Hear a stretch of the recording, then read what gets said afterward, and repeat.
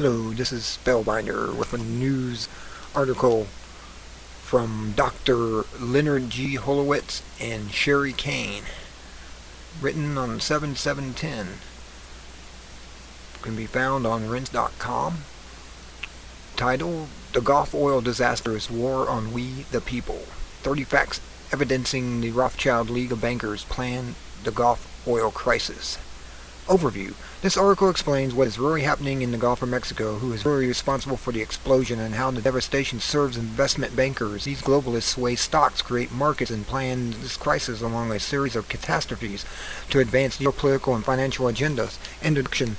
War has been declared against we the people, yet there is no country or military present to defend us. Covert infiltration and corruption in government by the Rothschild League of Bankers and private equity investors now poison our bodies, mind, and planet, yet appropriate military and militia defenses are prohibited. Crisis capitalists are petrochemically massacring us in our environment. They have deployed propaganda, mass media deception to camouflage their real intention and vast destruction. The air we breathe, the food we eat, the water we drink has been polluted. Deliver profitable diseases and planned depopulation, simulating a scorched earth policy of war. Citizens arrests, grand jury investigation, criminal indictments, and war crime prosecutions are urgently needed, yet financially forbidden. Generalized fear, depression, fatigue, and apathy is incapacitating our defenses, aiding the adversaries, and predisposing us to disease and early deaths. Based on the following irrefutable facts, the so-called accidental explosion in the Gulf is a Transocean Halliburton British Petroleum Goldman Sachs attack, the latest in a series of unspeakable war crimes perpetrated by Anglo-American state of Rothschild League bankers. Definition and function of war. War has been defined as a contest between nations or states carried on by force, for the extension of commerce, for obtaining and establishing the superiority and dominion over one over the other. Consider the fact that it takes money to make money. Across civilization today, if you want to buy a property or grow a business, most people need to take loans from banks. In fact, the primary way that nations, states, and civilians advance economically is contracted or underwritten by the banking industry. Similarly, war is nearly always financed by banks and allegedly repaired by taxes, repaid by taxes. As you read the following facts, consider these methods by which we, the people, are now nightmarishly enslaved by a usury system of rampant consumption, a word that's used to mean degeneration by terminal illness, a sum total con. Consider the investment bankers who steward these stock markets and care nearly nil about how many species are going extinct, including possibly our own. Then reflect on this quote by poet Dorothy Parker: "If you want to know what God thinks about money, just look at the people he gives it to." Very good. Today, besides generating profit as proven below, the Rothschild League that has held dominion over our global economy for centuries expands its mass mind manipulation, depopulation, environmental destruction for protection against we the people. After all, we are slowly awakening like a sleeping giant. Our rebuke threatens their plan for complete global control. 30 chilling facts proving we the people are under attack in an undeclared war with the Rothschild League of Bankers. 1. The media is grossly censoring in the extent of the devastation in the Gulf. The poisons, oil, and chemical dispersants, Corex, are destined to spread globally, but honest reporting is restricted and independent investigators are being arrested. This censorship is a sure sign of fascism, not freedom or democracy. In this way, the media, financially directed by leading investment bankers cited below, accomplishes this global poisoning or homicide. Click here for an example of more accurate reporting from the Gulf by an independent news source. I will have all that at the bottom of the video. 2. The news network programming is mind-controlling propaganda issued by the partners in the Rothschild League of Bankers, including Goldman Sachs, JP Morgan Chase, and UBS, and Direct BP, Transocean, Halliburton, and cleanup capitalists. Corex suppliers, even the trailers used by the cleanup crews, through co-investment heavily represented in the Partnership for New York City, PFNYC, founded by David Rockefeller and chartered by the royal family of England. Altogether, these partners wield the most formidable economic power in the world.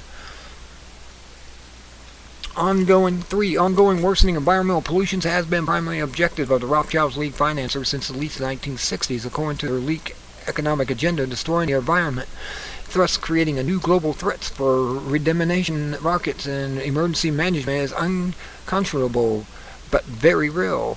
This has become a veritable alternative to traditional warfare, securing profitable population control through crisis capitalism. 4. The Gulf oil catastrophe reflects this one of three major financially sustaining war substitutes. Currently less urgent than environmental destruction is space-based threats, therefore solar flares, alien menace, and colliding asteroids.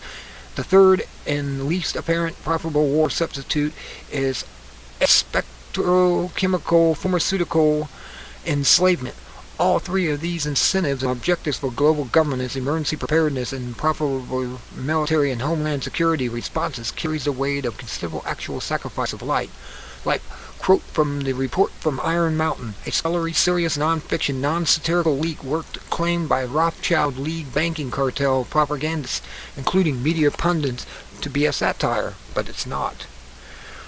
5. The propaganda ploy used most effectively in the Gulf and all the crises is to blame illusionary villains to create sham debates. When Obama is blamed for the oil crisis, for instance, the accident falls to Democrats. When Halliburton is blamed, the Republicans feel faulted. This diversion suckers masses of idiots, discredits the media's intelligence, and shams people who still claim to have a free and responsible press. 6. Deepwater Horizon, Mississippi Canyon 252 oil rig that exploded is property of Transocean, not British Petroleum BP, and both companies are financially directed by Goldman Sachs, JP Morgan, Chase, and UBS investment bankers, all operating in the Rothschild League of banks.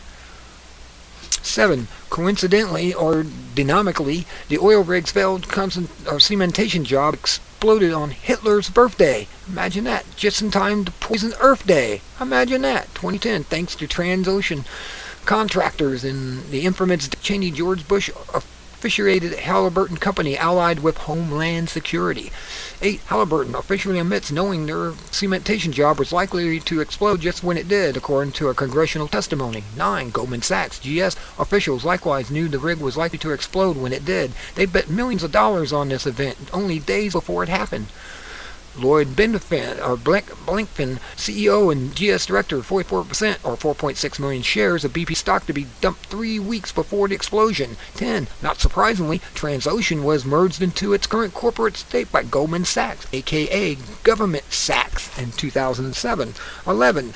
David Sidwell, Risk Committee Chairman of UBS, the wealthiest Swiss bank in the Rothschild League of Alliance of so-called competing banks, and the world's largest wealth manager, also dumped BP stocks massively, therefore 99% of the bank's holdings, or 2.1 million shares, as did Wachovia, Wells Fargo. BP, number 12, oil CEO Tony Hayward sold one-third of his BP stock, 223,288 shares, on March 17, a month before the explosion. 13, just prior to 9/11, you will recall Goldman Sachs did the same with airline stocks, and before the Gulf catastrophe, GS shorted mortgage company stocks, fueling the real estate collapse in America. New shocking facts. 14, the management boards of Eurex Stock Exchange and Executive Board of Germany's Eurex Clearing AG decided on April 14, 2010 to introduce an equity option on shares of Transocean Ltd. Effective on the day of the explosion, April 20th, 2010. This gave inside traders a full day to dump their uninsured stock in Transocean at the highest price possible before the rest of Wall Street responded to the explosion. Then the crisis capitalists were able to reinvest their funds, securing the higher price value. These officials published 0 reasons for Transocean's new equity option program that encouraged banking criminals to use protected puts to make millions. In other words, by paying a relatively small premium compared to the soon-to-be plunging market value of Transocean stock, the Rothschild Leaguers knew no matter how far the stock dropped, it could be sold at the original stock price, also called a put option, anytime before April 20th, 2012. This additional evidence, premeditated under the financial motives of the Swiss German banking chiefs influencing Europe's most active Stock Exchange, these inside traders, industrial saboteurs, financially controlling Transocean, Halliburton, and BP, commit the gravest environmental crime of all time with obvious plans for profit from the mass murdering of people and destruction of the Gulf. 15. This was how the money was made from the obvious saboteurs. After UBS sold its 2.1 million shares of BP prior to the explosion, and put option policy on BP stocks were similarly exercised when UBS brought back 8.6 million BP shares by June 7.